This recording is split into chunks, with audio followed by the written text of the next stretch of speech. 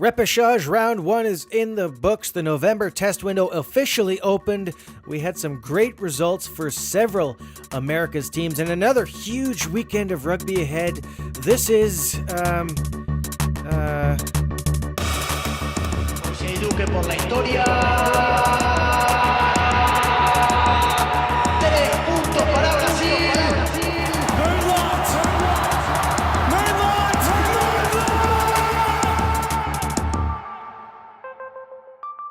Right, so we still don't have a name for this thing. We've had a few decent suggestions, so please keep them coming if you have them. I guess right now it's just the ARN podcast.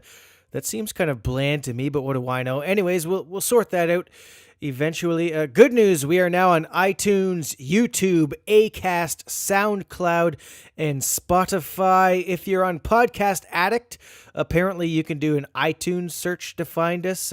If you have any more suggestions, of course, let us know. Looking back at the week that was, Uruguay defeated by Ulster in Belfast. Argentina fell to Ireland.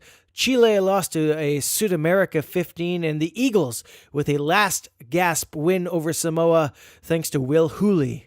Very happy, obviously. I'm also I think we were a bit disappointed in our performance overall. We really should have killed that game. We were 15-0 up after 20 minutes and in a really good place. And I think, we let slip a few really easy tries. So I like to think we could have won the game a lot easier. But look, it means a lot for the boys. It's the first time, I think, in 15 odd years since we've beaten a Pacific Islander team. So for that, we can be happy and move on.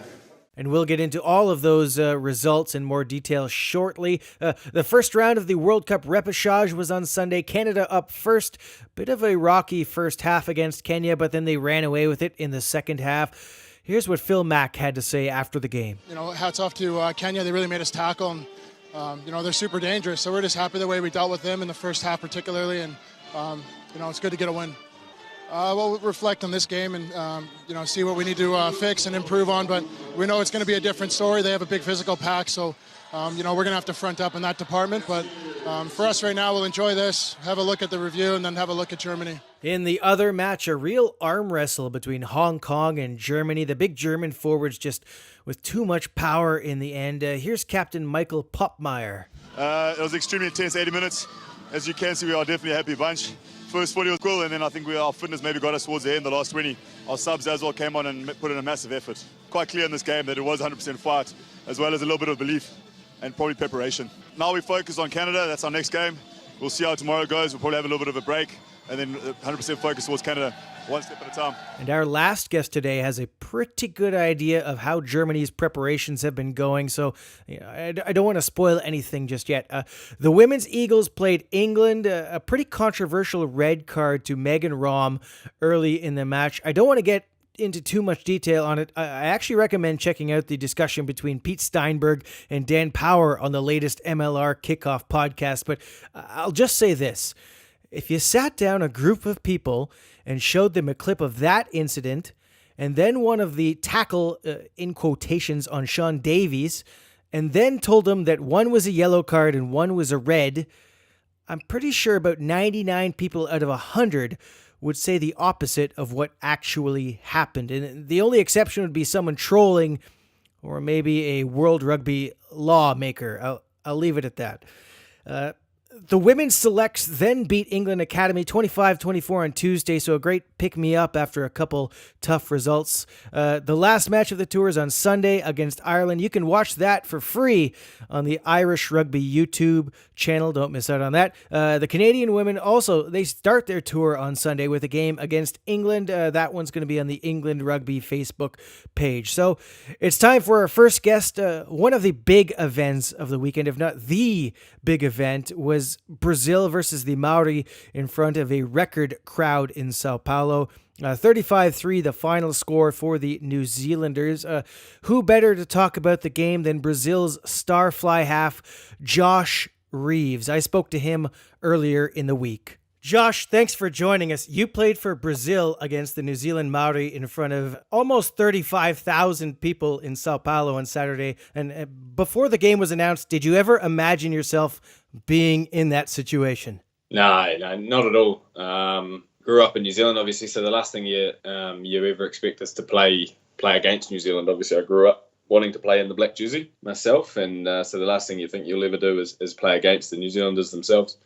And then during the week, it was just we were hearing some numbers. We were hearing 20,000, 25,000 for the game, but then 35,000 was just awesome. That people really turned out, and it was just an awesome experience.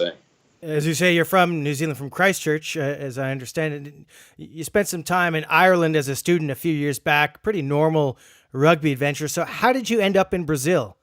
So when I was in Ireland, I was playing for the Wanderers club there, and I met my wife, Anna. She's a Brazilian woman. We met there and spent some time together there, and then we headed to New Zealand. We lived in New Zealand for a couple of years, and then in 2014 we decided to come to Brazil. The Crusaders were involved with Brazilian rugby at the time, and I had some good contacts at the Crusaders, being from Christchurch, obviously, so I was in contact with them, and I could see that rugby was really growing in Brazil, so it was a pretty easy choice in the end, to be fair, and it's worked out really well. So from the beginning, was this something you looked at as a permanent move then, as you were going? Permanent, maybe not. No, I mean, we were coming over certainly just to give it a go. We'd given New Zealand a good go. I'd given rugby a real good go there. I sort of saw the writing was on the wall for me there, as I probably wasn't going to get any further ahead with my career. And so we just decided, it was good. Anna wanted to come back, be a bit closer to her family. So, but it's worked out just really well. So when you arrive, was it in the back of your mind that maybe you could one day play for Brazil at all? I suppose it sort of was. I suppose I had it in my head a little bit. If we do stay, if we do like it, then obviously I'll keep playing and I'll keep trying to play the highest level I can. But at that time, Brazilian rugby still hadn't sort of taken many steps forward on the international stage. I think when I got here, we still hadn't beaten Chile. We were still battling a little bit with Paraguay. The tournaments like the America's Rugby Championship hadn't started and hadn't even been discussed. So I suppose even the idea of playing for Brazil, which was exciting, but certainly I didn't realise it would turn into the career that it's turned into. And how accepting has the Brazilian rugby community been for you, as a foreigner, not only playing in the country, but playing for the country? They've been really good. I suppose I played a couple of seasons of club rugby here, managed to play pretty well, and so, I mean, everyone's just really accepting. I try and get out as much as possible and do lots of, I'm always coaching club teams or doing as much as I can. So I know plenty of people in the community now, so they've just accepted me really well. I think everyone's pretty favourable of New Zealand rugby, like anywhere you go around the world, so pretty lucky for that, really. So getting back to Saturday's game for a minute here, what was the build-up like? Were the players, was the team aware of the enormity of the occasion? The players certainly were. I suppose the only doubt we might have maybe had was whether or not the public was aware of how big the situation was. We certainly knew how big a game it was going to be for us, but because the biggest previous crowd had been, 11, 12,000, I suppose in our minds, you're never quite sure. How many people are going to turn out, but I think they just did a really good job of selling the game, of getting it out there, and the Brazilian people just really bought in and just really turned out. Like they turned out with a lot of energy as well. It was just an incredible experience. As I understand it, you've actually played at the Aviva Stadium in Dublin in a club match, some 2011, something like that. Yeah. So you've experienced the big stadium before, but I imagine this felt a little bit different. Yeah, it was probably the noise during the game was probably the biggest difference for me. We've played in front of crowds and we've played in big stadiums. We tend to play in big stadiums here in Brazil, but with it usually being smaller crowds, we usually don't have any difficulty with noise and stuff. But this game, the energy, the crowd was just so noisy that a lot of the time we had to get really close to communicate and that type of thing. So that's certainly what took me back. It's just before the game. You're staring down the timatanga, the marehaka. The team has an interesting response where you all kind of linked arms and you were kind of leaning forward together. Whose idea was that, and what was the intent there? Yeah, the arm linking is actually something that we do. We do in our own team anyway. So within our huddle, what we do is it's quite simple. It's sort of like, so if I'm huddled up on my left, if I've played more games than the bloke on my left, then my arm's above his. If I've played less games than the bloke on my right, then my arm's under his, and we sort of create that unity as a team. And then from what I understand, the arm linking is somewhat of a Brazilian indigenous tradition as well, showing of unity, a showing of strength, and so we just thought it was really fitting for us. It was certainly something that we felt really comfortable doing, because we talked during the week, and different teams do different things. And what we just didn't want is the guys are having this experience of watching the haka for the first time, and you just don't want an experience where the guys start getting too anxious or getting intimidated, if you like, or being by themselves. So we just wanted to create as much unity as possible and just try and transmit the energy between us, so we could use the haka to our advantage, basically, as well. Awesome experience. It was 14-0 at halftime. What was the talk like at that point? Talk like at halftime was pretty positive. There was a couple of areas that we thought we could make some inroads, and the scrum was one of the things that we did discuss at halftime, and the fact that we had a couple of penalties in the first half closer to their line where we probably could have called scrums, and we decided to go to the line.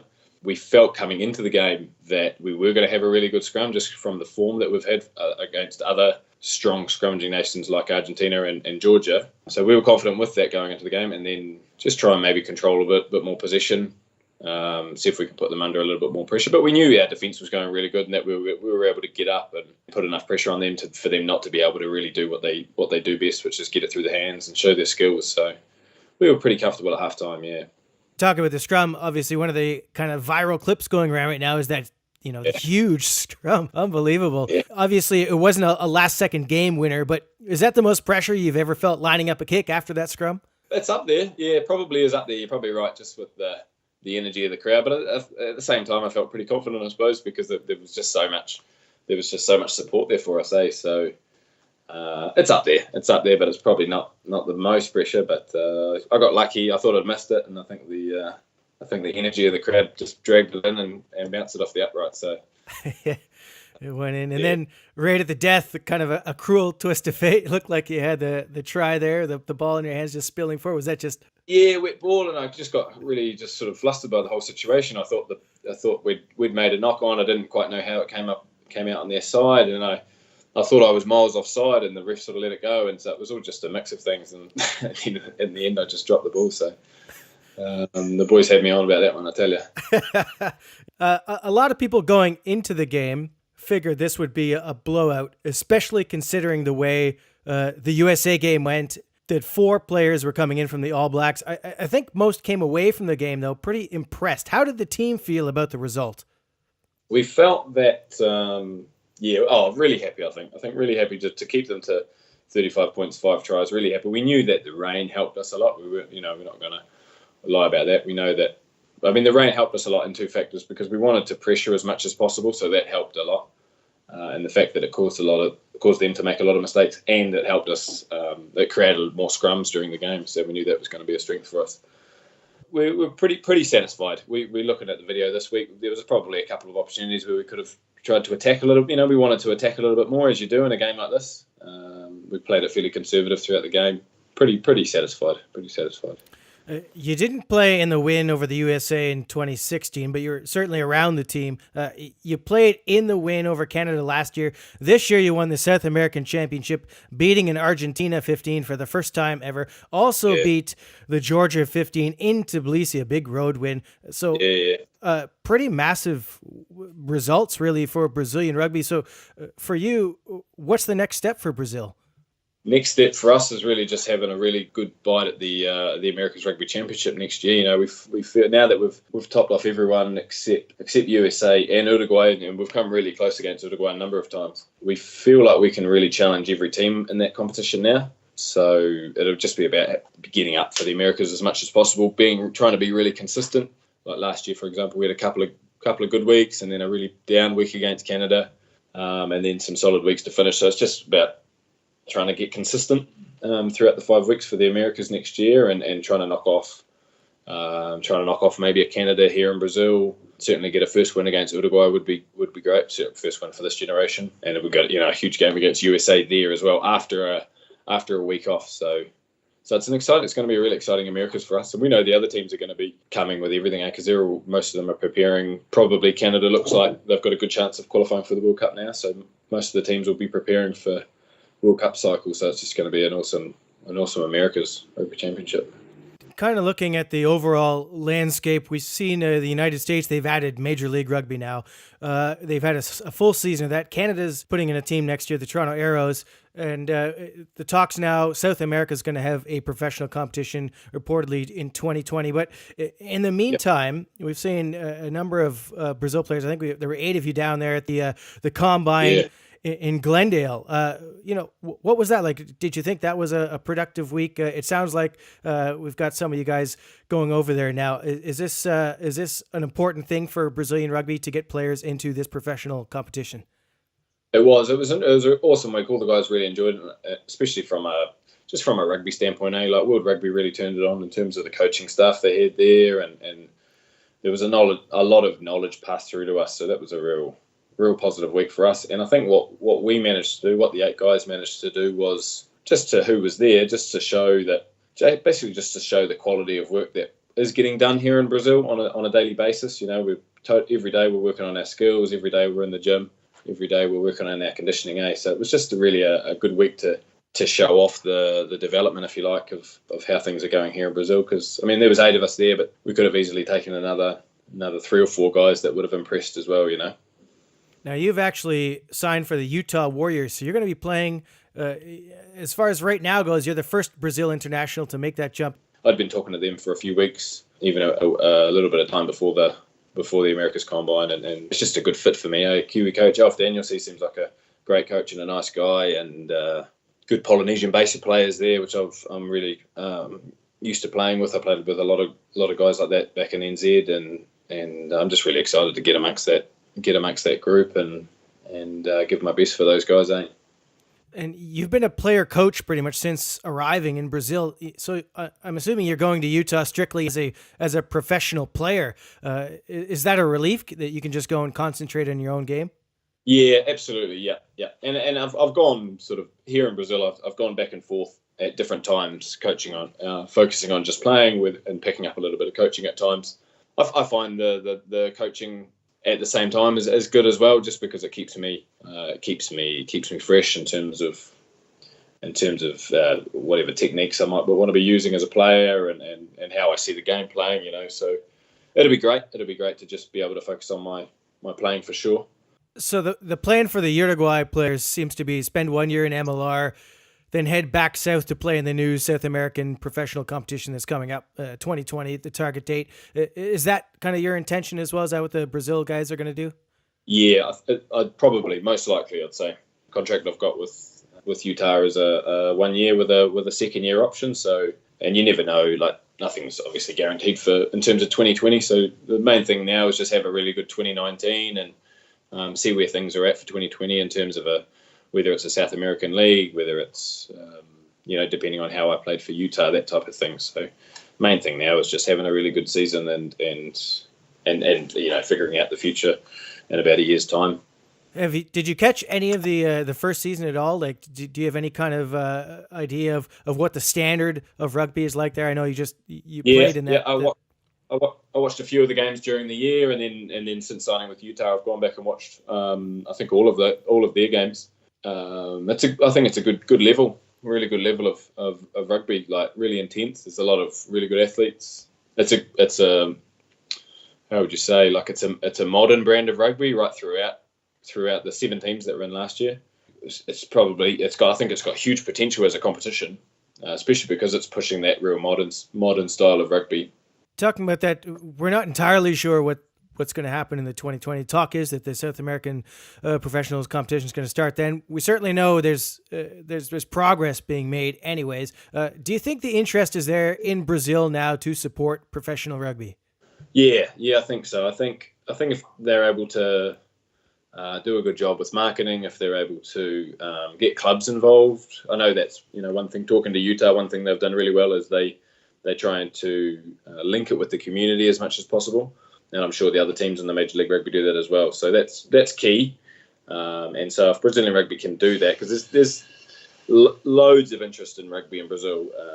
It's just about, and as you saw with the Māori game, I suppose it's just about being able to control and concentrate that interest in the areas that you want it to. So if we've got 2 franchises here in Brazil, if they're able to do a good job of marketing. If they're able to link themselves to the local clubs, have it so that the community feels like they're really a part of the professional franchise, I think it'll do a great job. Because that's certainly what I felt on the weekend, was that the 35,000 people that were there, and from the reactions post game, is that a lot of people that are supporting us really feel like they are part of the journey that we're going on for the national team. Very exciting time for Brazil rugby right now. Before I let you go, one last question I got to know. So it's you versus Moise Duque in a kicking competition. One caveat: he has to use his left foot, and you have to use your right. Who wins? Moises wins that one, I think, because he works on his left foot a lot more than I work on my right foot. Yeah. Right. And plus, the Brazilian, he grew up playing football, so he knows how to kick off both feet. All right, fair enough. Well, thanks, Josh. Best of luck. You've actually a couple games just announced. Tucumán and Salta, a little trip to Argentina. You're going to be making that trip? Yep. So we're taking a pretty strong team on that trip, and that's just all about preparation for the Americas for next year. Another couple of games. It'll be great for us. Was there any frustration that you didn't get more tests in this November period? Frustration, no. I think we were just really focused on the Māori. It would have been really positive for us if we'd have had a couple of games leading into the Māori game. We certainly felt a bit rusty. Rusty. We certainly felt a bit underplayed, I suppose, coming into the game. But that's just the way it is for us at the moment. We take it as it lies and go ahead as we can.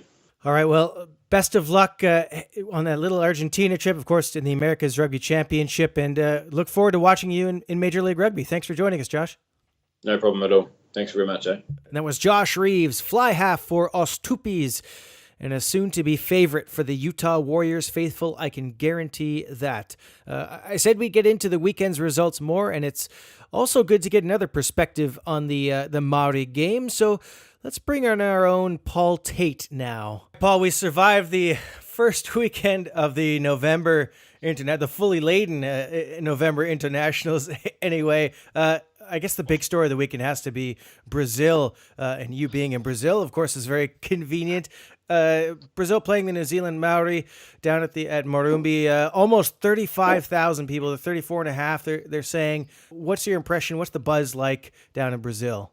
The buzz is huge, absolutely. I'm still getting messages on WhatsApp from former rugby teammates of mine and friends and just people that know I'm involved in rugby but don't even watch the sport. Just they were sending me messages, are you watching the game? And then sending messages afterwards. Everyone was talking up the scrum. They couldn't believe that they shoved the Maoris back the way they did. So that's a huge buzz. On Sunday, the day after, I was at a family event, and just by chance on the TV, they had on a special show on Global, which is the national network, and they were passing a quick documentary about the game, and people there at the family event were just like, oh my God, what are they playing there in Morumbi? What is this? What's going on? They couldn't believe it, because then these were people obviously didn't know about it.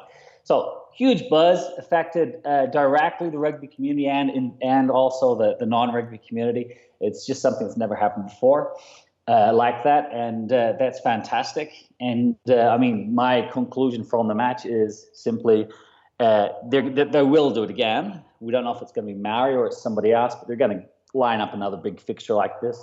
I think what they need to also look at doing is prioritizing the having tests in June and November. The Confederação Brasileira de Rugby would be really good to have, say, a tour to Asia to play, let's say, Hong Kong, South Korea, Africa, Kenya, Zimbabwe, Uganda, Namibia kind of opposition, Europe, Portugal, Spain, Germany, Belgium, even try to get a game against Italy. Why not? Let's look at the Italian side, which faced Ireland in Chicago. That's a midweek Italian side. Why could Brazil not try to have a match against them in Italy as a November international midweek match? So these are the kinds of things which have crossed my mind since the match happened. Brazil's got massive drawing power because it's a giant in the world, of course, and it's a huge market. Everybody knows that. I like what you're saying, especially it's kind of frustrating almost that they haven't had any more matches or test matches in November. They have just added yesterday. They announced they're going to go on a little short tour to Argentina, play Tucumán and Salta. Be interesting to see what they do next year. Of course, they're not going to be in the World Cup, so we got this huge second half of the year. They're going to do something with it. On the performance itself, were you impressed? You know, we talked before the game about Brazil maybe not being that interested in the arm wrestles and the real heavy stuff, but they seem to be kind of up for it for this time. Oh, they were pumped up, weren't they? Yeah, absolutely. They were looking at technical aspects of their game, and they really delivered. The scrum was tremendous. I mean, the Maoris basically had to go to the rolling maul to get themselves into scoring opportunities. It was 14-3 at one point in the match, and I was like, just talking to myself, I was like, this is crazy. And people who were there with me watching were just in awe. They couldn't believe it. So overall, I think the Brazilian forwards were good. The defense was solid. Josh Reeves good at fly half. Many positives from this. I mean, I don't have criticism to give Brazil. It's just a question of they're still new. They've been together for a long time, which helps a lot. Being able to have the same group training and playing together America's Rugby Championship now, 3 years of that. This has really set up Brazil to be able to play the way they have.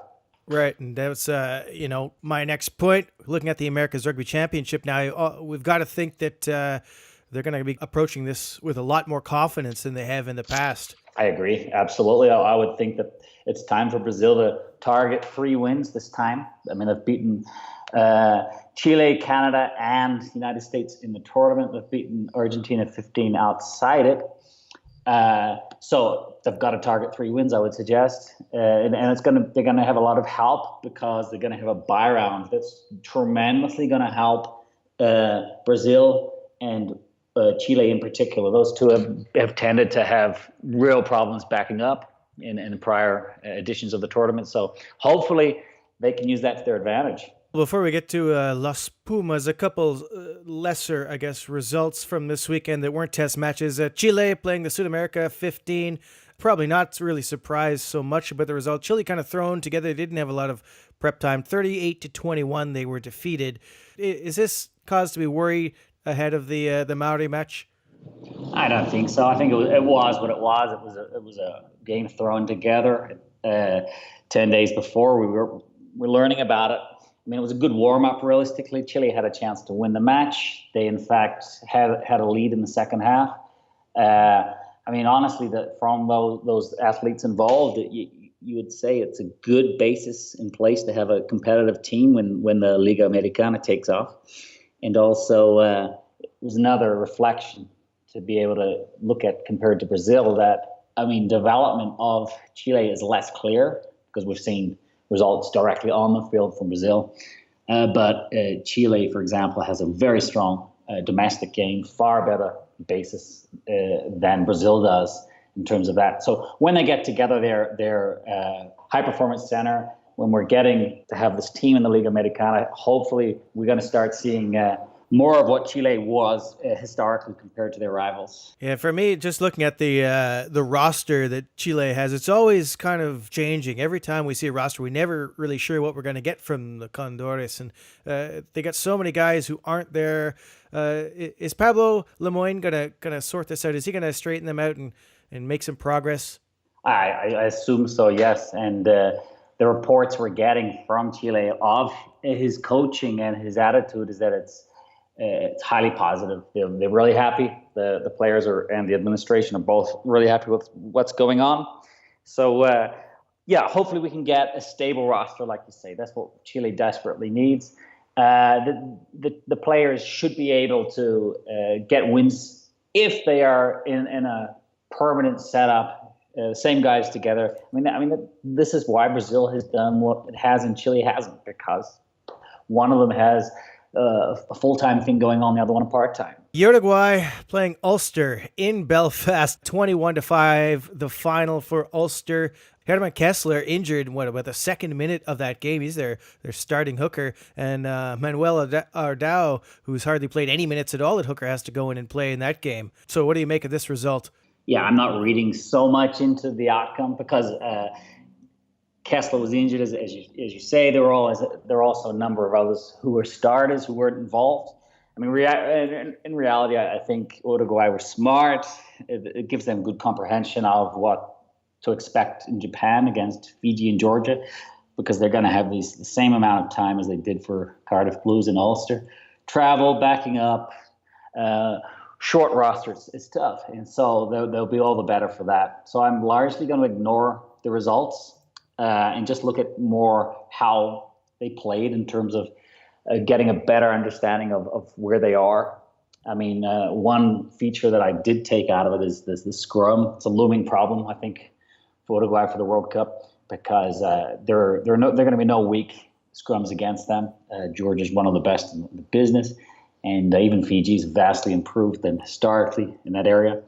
I think that if you look at the team that played Canada in January in Vancouver, basically that's the side I would expect to play Fiji in the World Cup.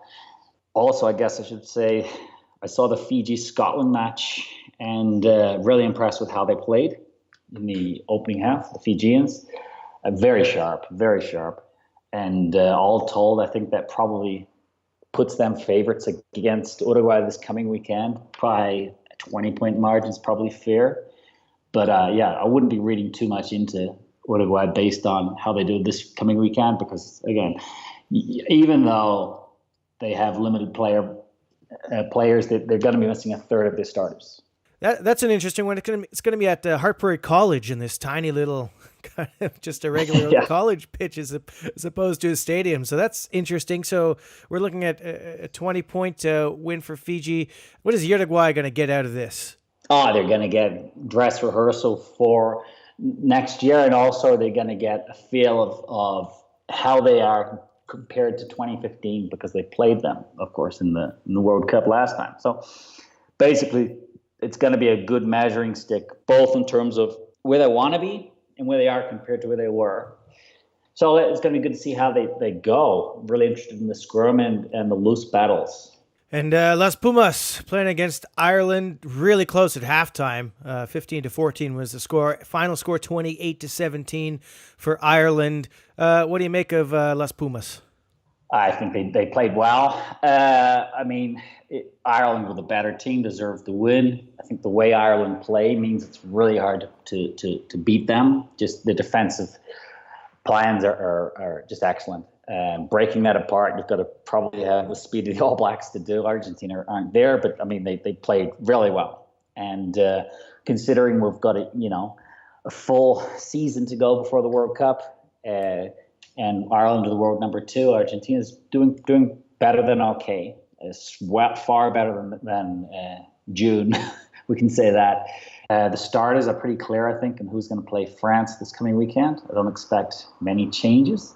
Possibly Gonzalo Beltrano will start instead of Tomás Kubeli at scrum half.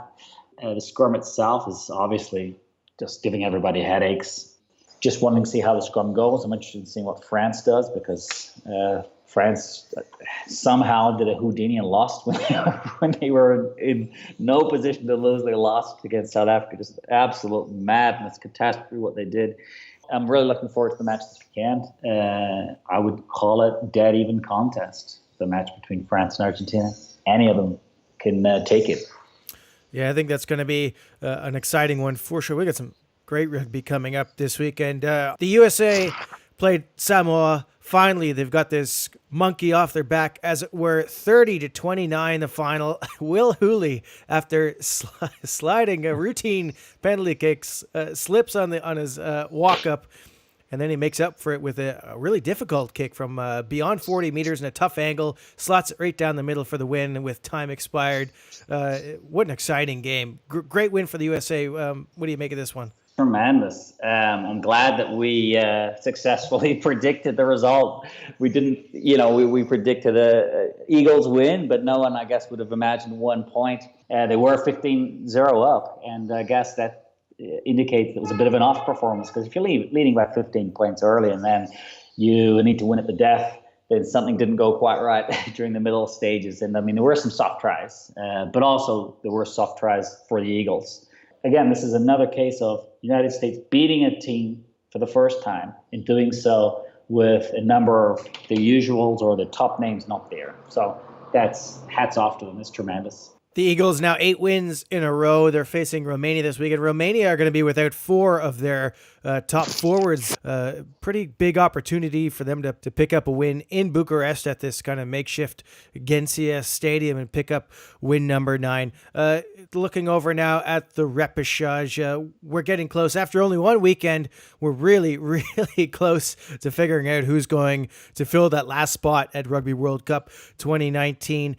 Canada absolutely destroying Kenya. Well, a little bit shaky in the first half. Second half, they just blew them away. And then Hong Kong, a really close battle with Germany. Again, it was even Stevens after the first half. Second half, the last quarter, really, the German forwards just ground down that Hong Kong side and got the win. Both results pretty much as we expected. So it's Canada versus Germany this weekend, basically, is the decider. I'm a little bit nervous. Do you have any kind of sense of where this is going to go? Canada are going to take it. It's a winner take all. It's not. We're going to have an extra round, but essentially the maths are pretty conclusive. There's an article on the website explaining this. I think Canada will defeat Germany. Hong Kong will get the win against Kenya. Kenya were they were not good enough, were they? It's unfortunate, but because we would like, obviously, to see 4 Repechage sides who are of the caliber to play in the World Cup. So hopefully the dream of 2014 World Cup can become a reality. I would think in terms of Hong Kong, Kenya, I'd give Hong Kong a 20-point win there. And Canada, I guess, let's go for 9 points over Germany. That sounds pretty good to me. I will certainly take that. If they get the win this weekend, that's pretty damn close to being in. Well, that sounds good to me. I think we've covered just about everything. So we've got another crazy weekend coming up. Looking forward to some good rugby, and we'll check in with you again next week, Paul. Absolutely. Paul Tate of America's Rugby News. You can find him on Twitter at Argentina_2027. Tomorrow is an awfully big day for Canadian rugby. The pivotal match of the World Cup repechage. 10 o'clock tomorrow morning Eastern time. You can watch that on TSN. Also a potentially historic day for Germany. We got the inside scoop on the Canadian camp last week from Evan Olmsted. This week, I wanted to connect with the bad guys, so to speak. So joining us now from Marseille is Germany's attack coach, Mr. Paul Healy. Paul, thanks very much for giving us your time. You've been a very busy man all week. How's the week been? Mate, it's been a pretty good week, actually. So, it obviously helped us winning our first game with Hong Kong. So, whilst there's always pressure, the boys have been very calm and composed, and that's obviously come from, our preparation, I guess. So, in round 1, you got the win over Hong Kong. A lot of people were kind of picking Hong Kong to win the whole thing. It looked like the guys stuck to the game plan pretty well. Frustrated Hong Kong's attack with the kicking game, and then scrambled pretty well in defense. You'd obviously done your homework on them. Did you expect them to stay in the game as long as they did? Good question. I've been asked that question a few times. Yeah, we probably did. It was a little bit of an unknown for us, but as you said, obviously Hong Kong have been focusing on this and preparing for 2 or 3 years now for this chance with this repechage. And I think, Brian, I think we surprised a lot of people, but we didn't surprise ourselves with the work we've been doing for the last 3 months. Albeit, we had one sort of practice game against Portugal, but just with the guys that we've brought in and the new, some new staff and things just going really well. And obviously, time's gone by, German teams do fall off at the end, but it seemed to work the other way for us, where in the last 20 minutes or 25 minutes, all our systems and our protocols started to click in, and the guys got stronger and stronger towards the end of the game, which is always a good sign. Yeah, you could see the forwards really wore them down, especially towards that final quarter. You beat them up in the scrum pretty well, but maybe one observation from that game was maybe the line-out wasn't quite as sharp as it could have been, given the team's obvious tactical kicking advantage. That must be one of the main work-ons this week is tightening up around the line-out. Yeah.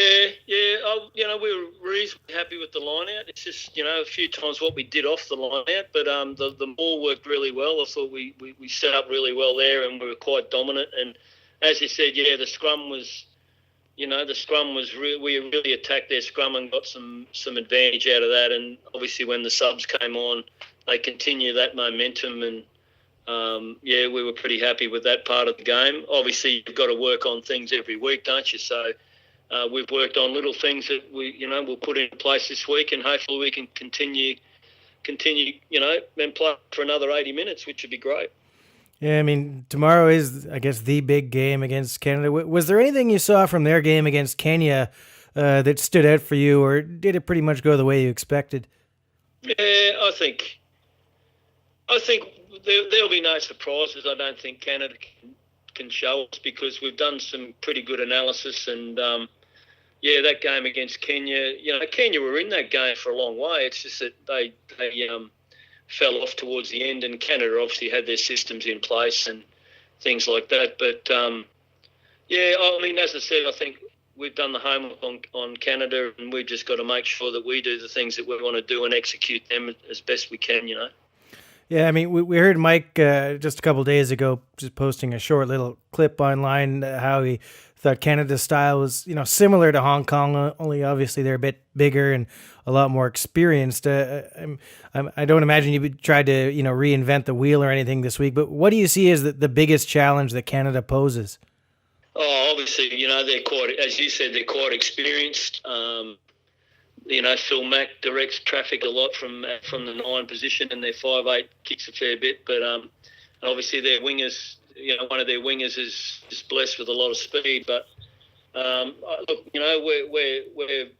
we're going into that game, not overconfident, but we're confident we can match in most areas. And as you said, they're pretty much like Hong Kong, just a little bit more experienced. And if they can play for 80 minutes, then it'll be a tough game, And there was a pretty significant weapon in your arsenal that didn't take the field against Hong Kong because of injury. That's Hagen Schultz, Kiwi fly half you've got with a pretty handy left boot. The team's going to come out, I guess, probably in a couple hours now or pretty soon. Is he ready to go? Is he going to be playing in this one?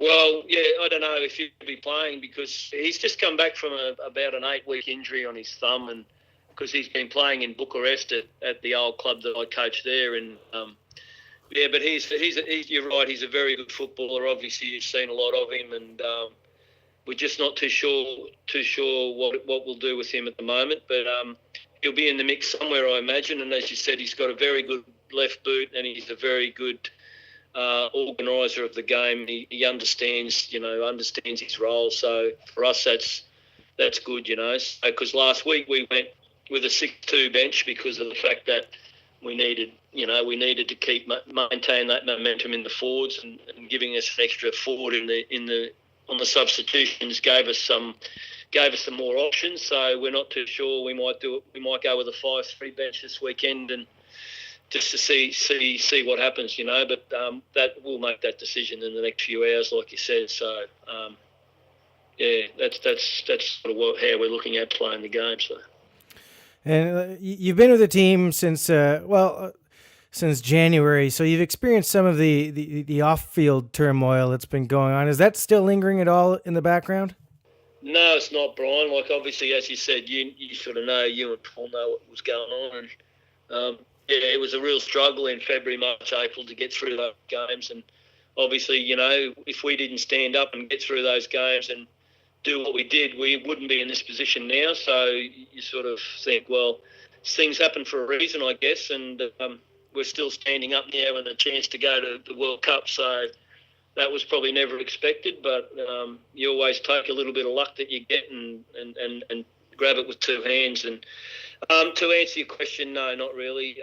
After we played Portugal and qualified for the repechage with Samoa, a lot of things changed, and a lot of attitudes changed, a lot of things changed in the management side of it, and new president came in, and he's been, really, really supportive of everything. And then, obviously now this campaign, the last 2 or 3 months with Mike coming in and the staff we've got now and the access to the players, it's been a very, very good preparation. And obviously with my experience, I've seen a lot of preparations along the way, but this is really a really good preparation for a team like Germany.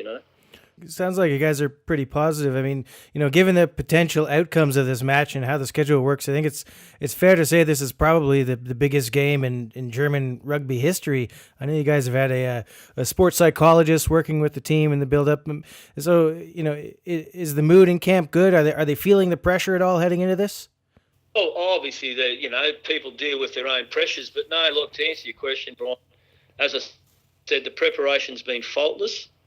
We've really left no stone unturned in trying to get these guys to be the best they can, and as you said, maybe create a bit of history for German rugby, and also it's a reward for their effort as well. So it's the mood in the camp's really good. The guys are happy, and we're dealing with things as they come, and things seem to be calm, which is a great thing going forward into such a big game. So we just need to transfer all that on the field tomorrow. You were mentioning a minute ago about your experience. You got a pretty unique perspective. Of course, you're from Australia. You've also coached in Spain, Romania, Chile, Brazil.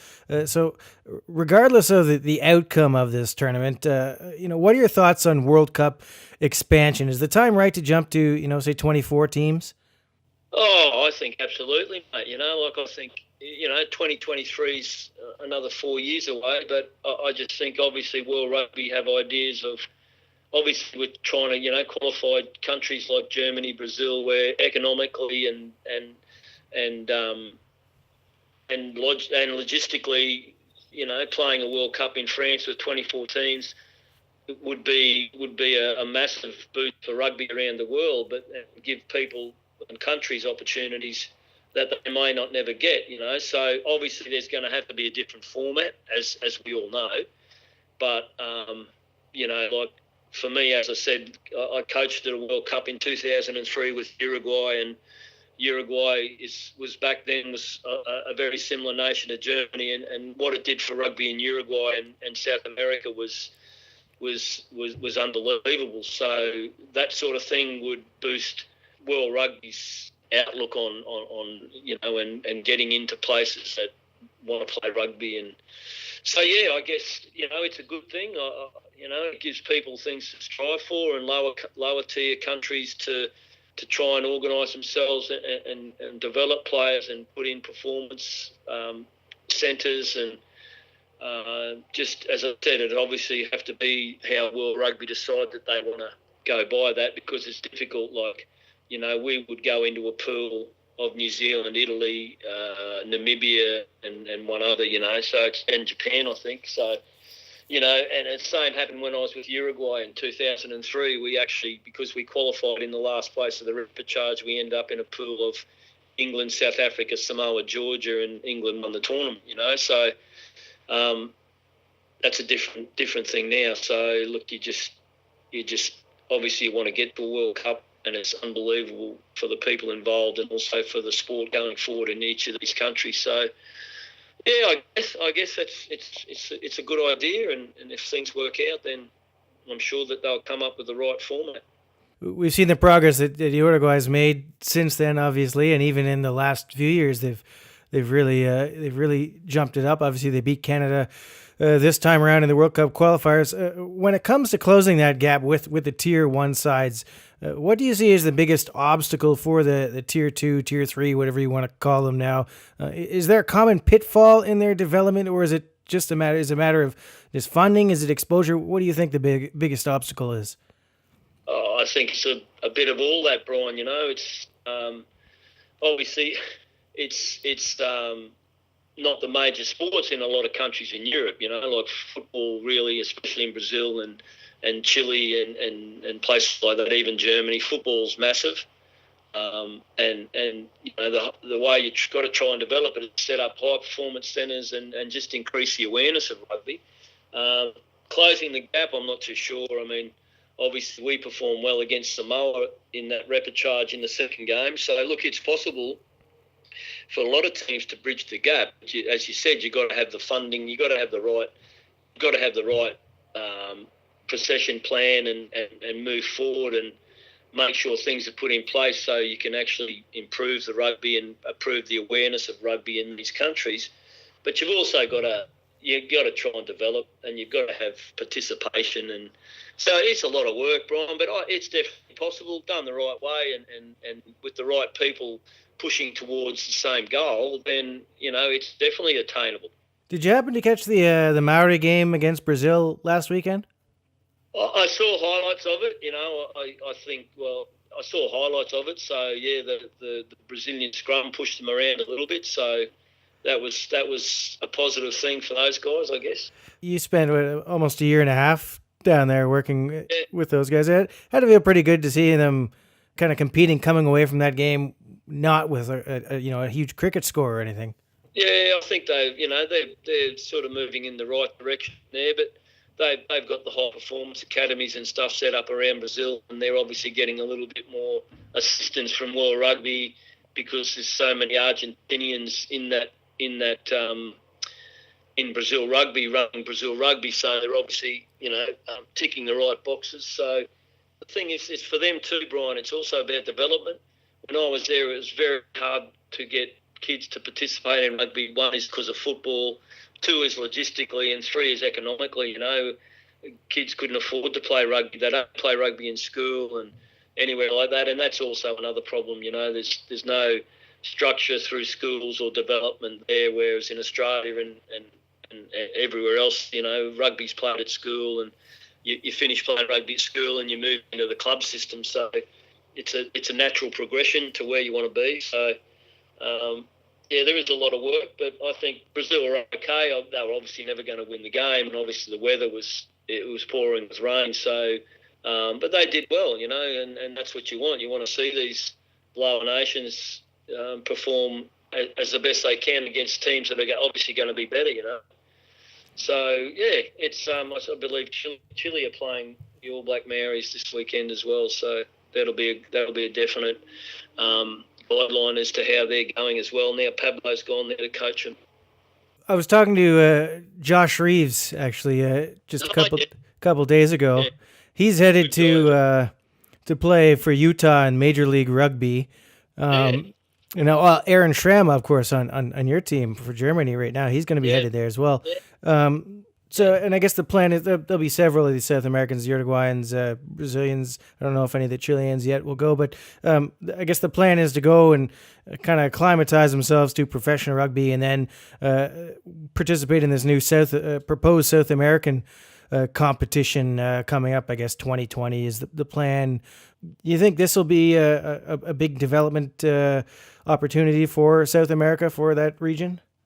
Oh, for sure, Brian. It has to be, you know. I mean, they've been needing something like this for a long time, and obviously with, you know, Agustin Pichot being the Vice President of World Rugby and being South American and Argentinian, you know, that drive to try and build up that part of the world is paramount. You know, teams like Paraguay, Chile, Colombia, all those sorts of teams. You know, so I think it's a possibility, but I think also too those guys like Josh and Aaron and a few other guys from Uruguay going to play in a good competition is only going to be beneficial. One, it's for them, but two is also for the country they play for, because they come back and they understand the level of competition they need to be at and where they have to be to play at, you know, in a World Cup qualifier or you know, major games in the November and June windows, so major international games. So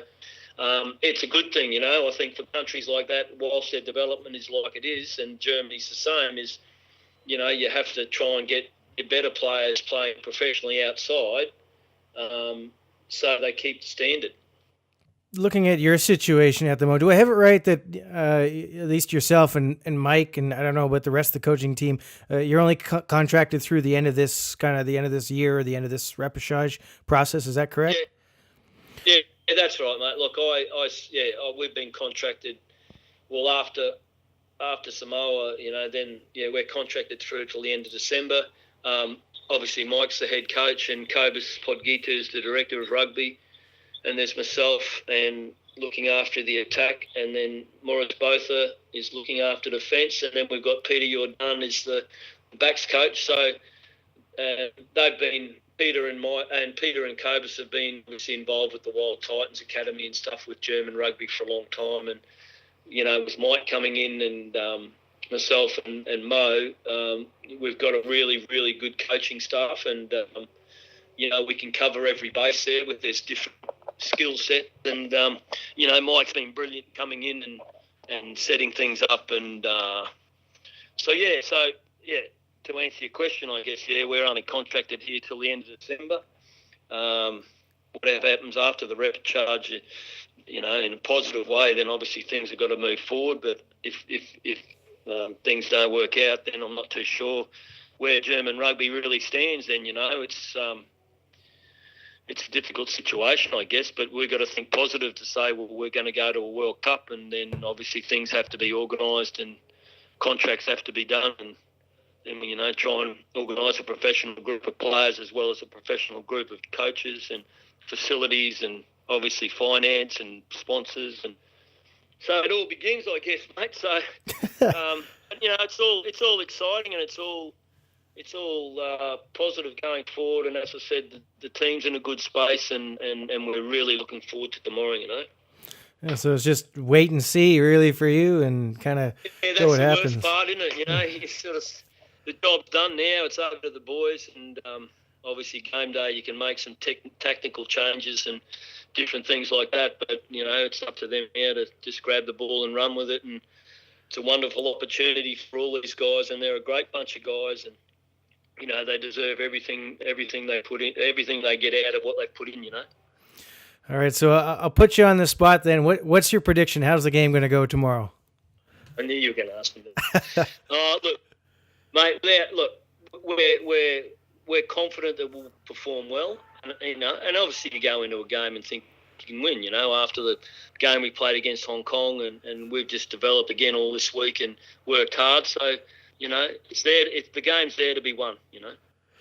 All right, we'll leave it at that. Thanks very much, Paul. I really appreciate you giving us your time today. Mate, you guys do a great job. The stuff you write, and I've made anything you need, just yell out. I'm always here. Best of luck this weekend, but not too much luck because I'm Canadian, so slightly biased. Yeah, I know. Yeah, so don't tell them any secrets, No promises.